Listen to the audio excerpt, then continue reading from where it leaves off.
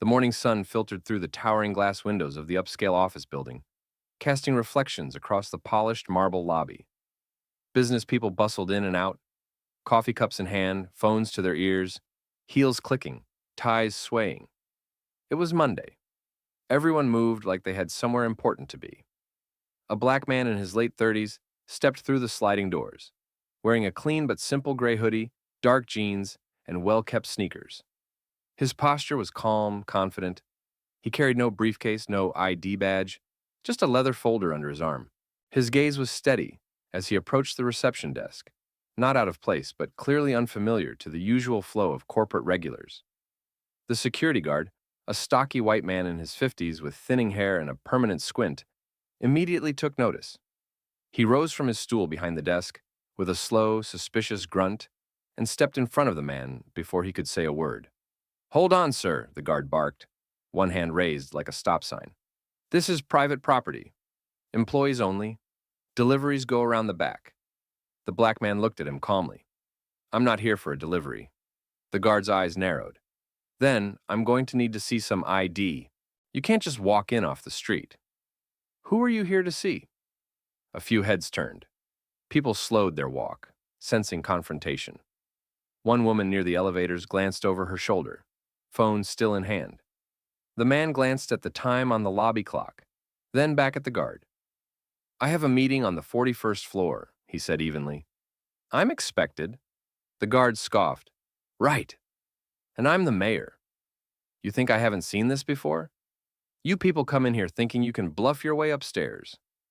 Not today." "You people?" the man repeated, his voice barely above a whisper.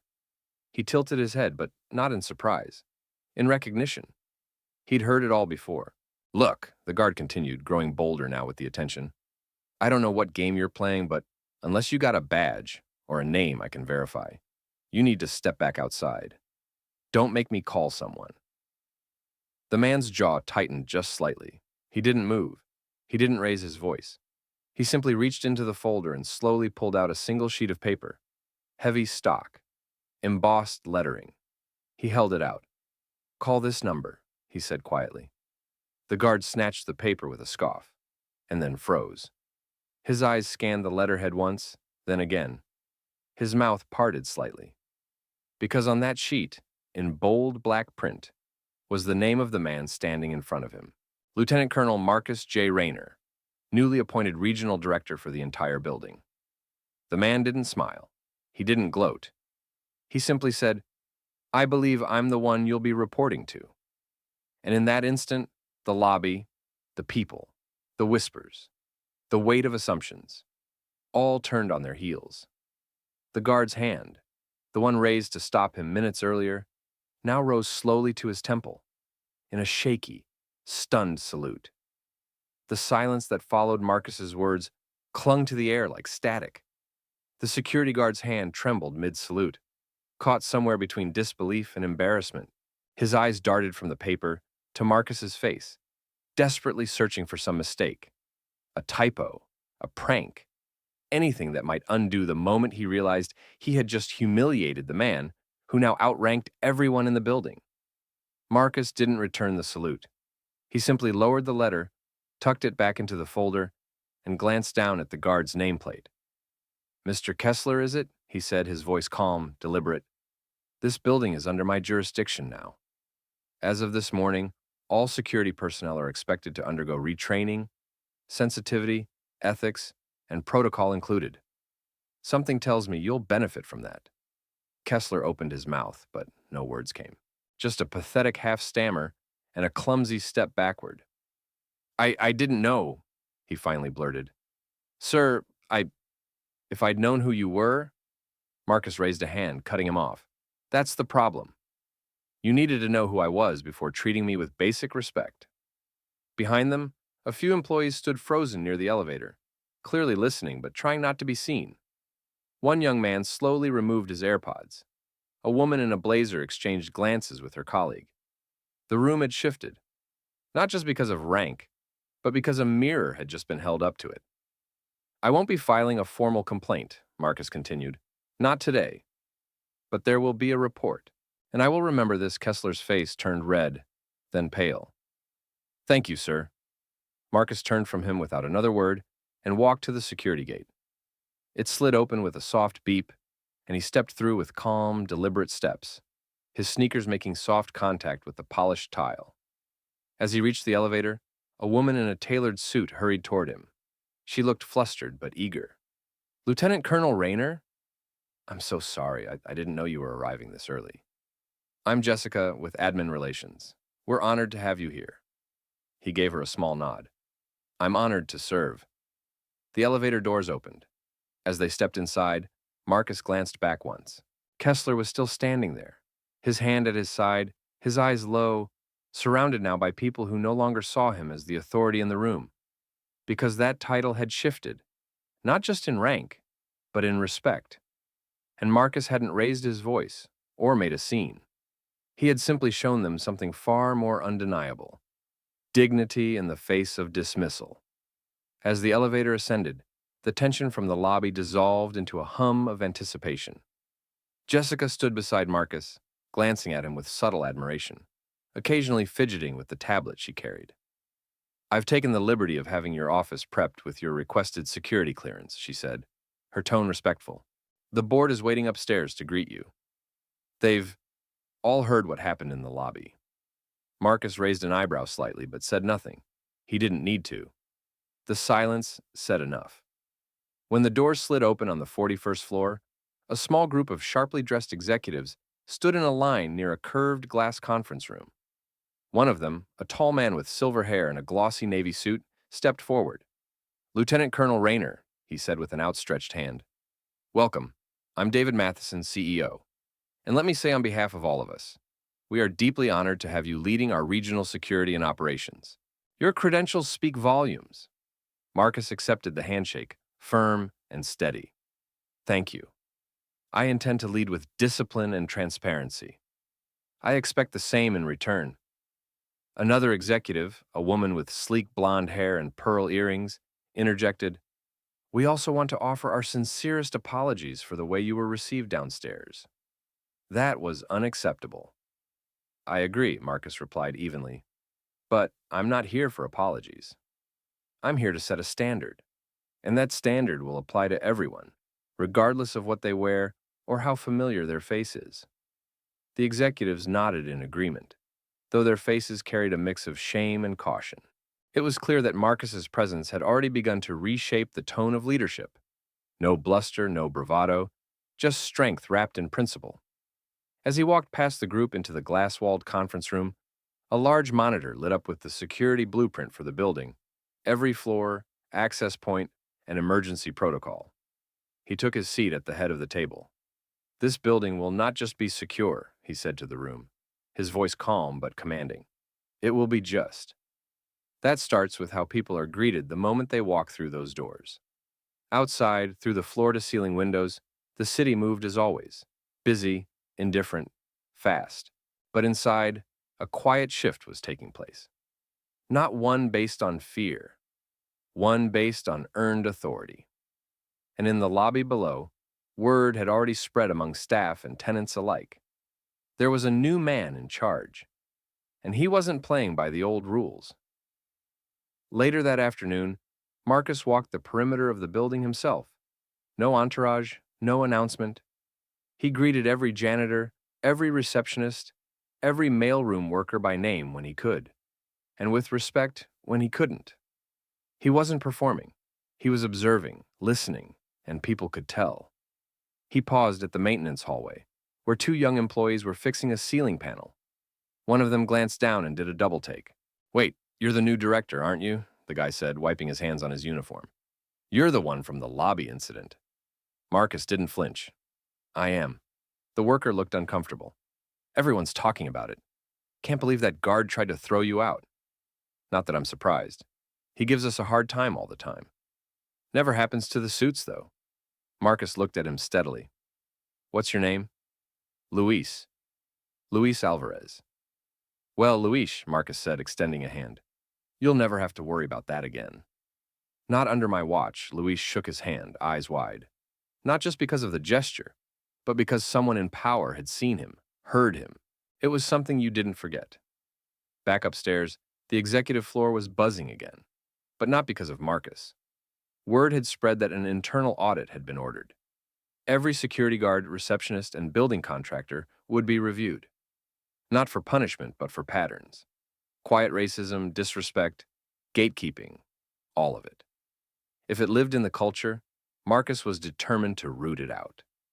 Meanwhile, down in the lobby, Kessler sat stiffly at his desk.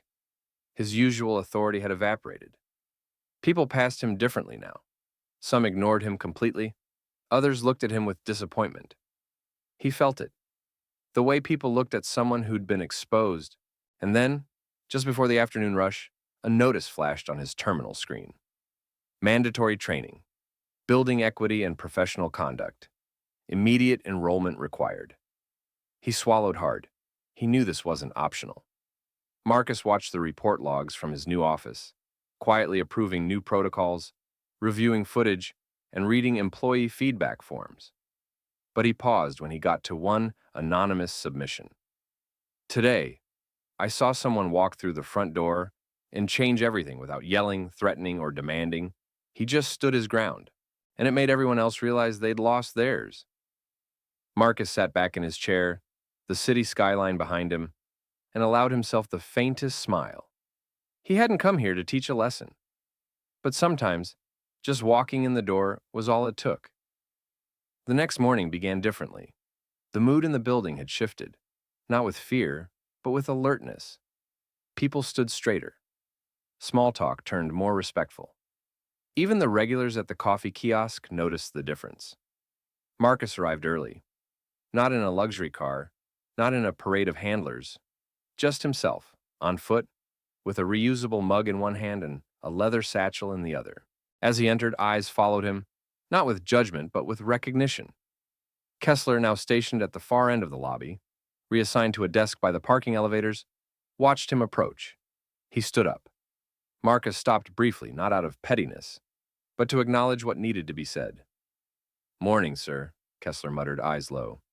"Morning," Marcus replied simply. There was a pause. "I want to apologize." Again, Kessler added. "I didn't just misjudge you. I disrespected the badge you earned. That's on me." Marcus studied him. He saw something real in the man's face. Not pride, not defiance.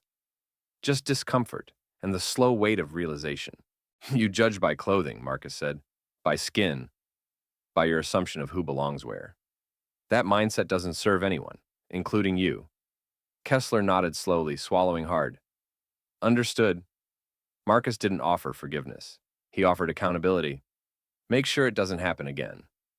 Not to anyone with that, he continued past, the lobby parting for him like a river around a rock.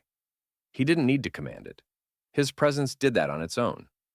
Upstairs, the executive team had finalized a policy Marcus had pushed for, a full inclusion audit. Department heads would be evaluated not just on performance, but on culture. Promotion paths would be reviewed, pay equity examined, and anonymous reporting systems strengthened. At lunch, Marcus sat in the staff cafeteria, deliberately, alongside the people who made the building run. Janitors, IT techs, assistants. They didn't know what to say at first. But then he asked one of them where they were from. Another what books they were reading. He cracked a joke. They laughed. And slowly, the distance melted. He wasn't building fear. He was building something harder, trust. And as word spread, not just about what happened in the lobby, but about everything that followed, a new story began to take shape. Not of a man who demanded respect, but of one who inspired it. By the end of his first full week, Marcus had already rewritten more than just procedures. He'd redefined what leadership looked like inside the building's walls. Department heads who had once overlooked entry-level staff now stopped to greet them. The break room didn't feel divided anymore. Something unspoken had shifted. The way culture always does. Not through memos, but through behavior. That Friday, the company hosted its monthly town hall. Normally a bland affair with hollow speeches and lukewarm applause. But this time, the auditorium buzzed with quiet expectation. The seats were full, even the back walls lined with people who usually skip these kinds of things. When Marcus stepped onto the stage, He didn't speak with grandiose flair. He didn't open with his resume. He looked out at the crowd, from C-suite execs to janitorial staff, and simply began, "Respect shouldn't require a title. It shouldn't be earned through embarrassment or rank. It should be offered to everyone." By default, a hush swept over the room. I've served overseas. I've managed crisis zones, coordinated disaster response. But the moment I walked through the doors of this building, I wasn't seen as a leader. I wasn't seen at all. He paused, letting the words settle. And yet within minutes, that changed. Not because I demanded it, but because I had to remind someone that respect isn't optional. There was no anger in his voice, just gravity, truth. Let's stop rewarding people for how well they follow the old rules and start measuring them by how they treat those without power. Someone in the front row clapped, then another, and then the entire auditorium erupted. Not in politeness, but in something deeper. Relief, alignment, hope. Afterward, as the crowd filtered out, people didn't just return to work. They lingered. They talked. Executives shook hands with interns. A few employees from security hung back, speaking in hushed voices. One of them walked over to Marcus near the edge of the stage. A young blackguard, probably mid-20s, crisp uniform, nervous energy. "Sir, I just wanted to say thank you. What happened in the lobby, I've seen it happen before. To others, even to me. But no one ever said anything. You did more than stand up for yourself." Marcus looked him in the eye. That's the job. And for the first time in a long time, it felt like someone meant it. The following Monday, a new plaque appeared on the wall in the building's main lobby. Simple, silver, and unadorned. It read, "All who enter here deserve dignity. Lieutenant Colonel Marcus J. Rayner." It wasn't flashy. It didn't need to be. It was a quiet marker of a moment and a movement. As the sun spilled once again through the glass facade, Marcus entered the lobby the same way he always did, with calm confidence, dressed in a charcoal blazer over a plain black shirt. People didn't stop and stare anymore. They nodded. They greeted him. Some smiled with familiarity. Others simply stood a little straighter when he passed. Even Kessler, now in full uniform and noticeably quieter, rose as Marcus walked by. Not from fear, from respect. Earned, not demanded. The culture had changed. It hadn't been forced. It had been modeled by a man who never once raised his voice, but who made it impossible to ignore the voice that had been missing. Upstairs, in his office overlooking the skyline, Marcus sat down and opened a new file marked Phase 2. It wasn't about revenge. It was about the future, building mentorship programs, recruiting veterans from underrepresented communities, implementing policies that didn't just protect people but empowered them. Because Marcus didn't just want to be a moment in someone else's story. He wanted to be the reason the next person didn't have to prove they belonged. And in buildings across the city, stories began to ripple, not of drama or scandal, but of example, of what happens when integrity walks through the front door and refuses to flinch. No headlines, no revenge plot, just truth. Because sometimes the most powerful salute is the one that comes after someone finally sees you.